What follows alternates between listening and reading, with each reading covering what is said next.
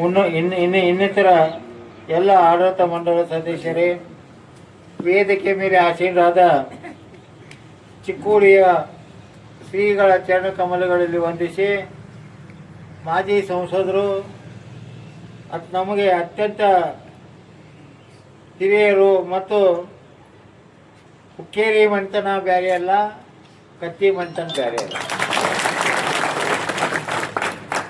ಈ ಕಾರ್ಯಕ್ರಮಕ್ಕೆ ಆಗಮಿಸಿದ ರಮೇಶ್ ವಿಶ್ವನಾಥ್ ಕತ್ತಿಯವರೇ ಮತ್ತು ಮಾಧ್ಯಮದ ಮಿತ್ರರೇ ಮತ್ತು ಎಲ್ಲ ಅಣ್ಣ ತಮ್ಮಂದಿರೇ, ಅಕ್ಕ ತಂಗಿಯರೇ, ಈಗಾಗಲೇ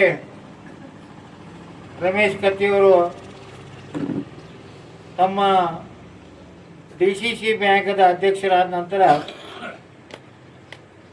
ಎಷ್ಟು ರೈತರಿಗೆ ಅನುಕೂಲ ಮಾಡಿಕೊಟ್ಟಿದ್ದೇವೆ ಅನ್ನೋದ್ರ ಬಗ್ಗೆ ಈಗಾಗಲೇ ಕೃಷಿ ಪತ್ತಿನ ಅಧ್ಯಕ್ಷರು ಹೇಳಿದರು.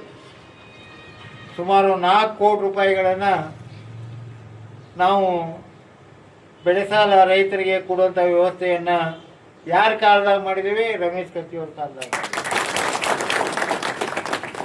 ಯಾಕಂದ್ರೆ ನಾವು ನೆನೆಸ್ಬೇಕು, ಯಾರ ಅಧಿಕಾರದಾಗ ಇರ್ತಾರೋ ಅವರು ಜನರಿಗೆ ಅನುಕೂಲ ಮಾಡಿಕೊಡುವಂಥ ವ್ಯವಸ್ಥೆಯನ್ನು ಮಾಡಬೇಕು.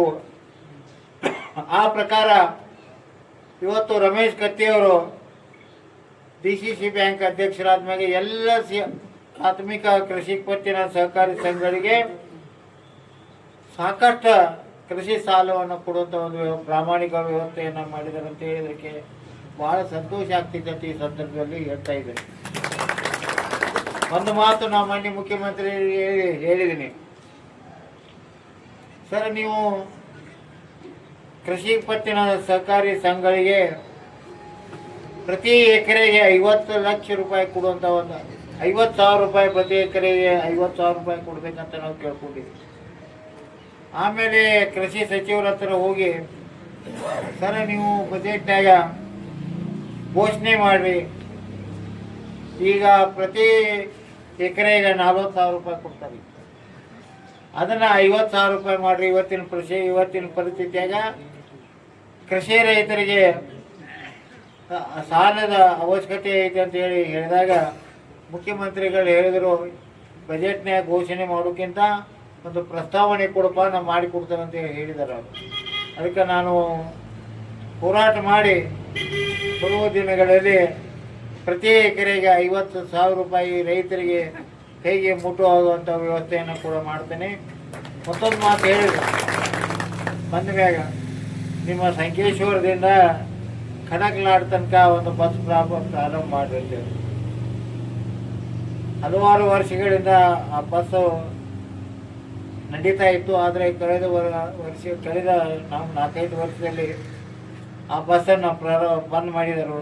ಯಾಕಂದ್ರೆ ನಾವು ಇವತ್ತು ಅವ್ರು ಹೇಳಿದ ನಾನು ತಲೆಯಾಗ ಬಂದು ಖಡಕಲಾಟ ಯಾರು ಊರಪ್ಪ ಅಂದ್ರೆ ರಮೇಶ್ ಕತ್ತಿ ಅವರು.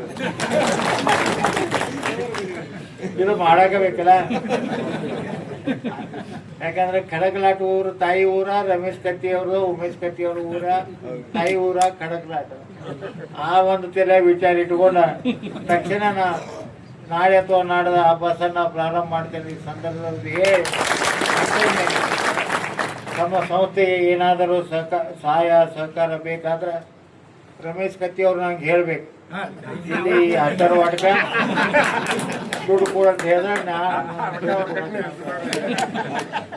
ಯಾಕೆ ಹೇಳಿ ಅಂದ್ರೆ, ಮಾದೇವ ಪ್ರಸಾದ್ ಇದ್ದಾಗ ಬಜೆಟ್ನಾಗ 20 ಕೋಟಿ ರೂಪಾಯಿ ಕೊಟ್ಟಿದ್ರು ಅವರು.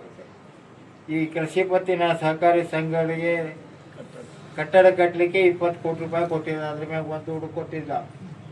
ನಾವು ಮಾನ್ಯ ಮುಖ್ಯಮಂತ್ರಿ ಕೇಳಿ, ಮಾದೇವ ಪ್ರಸಾದ ಇದ್ದಾಗ ಕೊಡ್ತಿದ್ರು, ಮತ್ತು ನೀವು ಯಾಕೆ ಕೊಡ್ತಾ ಇಲ್ಲ? ಇಲ್ಲಪ್ಪ ಕೊಡೋನು, ಈ ಸರಿ ಬಜೆಟ್ನಾಗ ಏನಾರೇ ಅವಕಾಶ ಮಾಡಿ ಕೊಡ್ತೇವೆ ಅಂತ ಹೇಳಿದರು.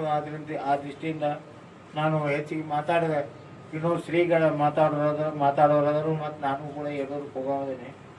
ಈ ಸಂದರ್ಭದಲ್ಲಿ ತಮಗೆಲ್ಲರಿಗೂ ವಂದಿಸಿ ನನ್ನ 2 ಮಾತುಗಳಿಗೆ ವಿರಾಮ.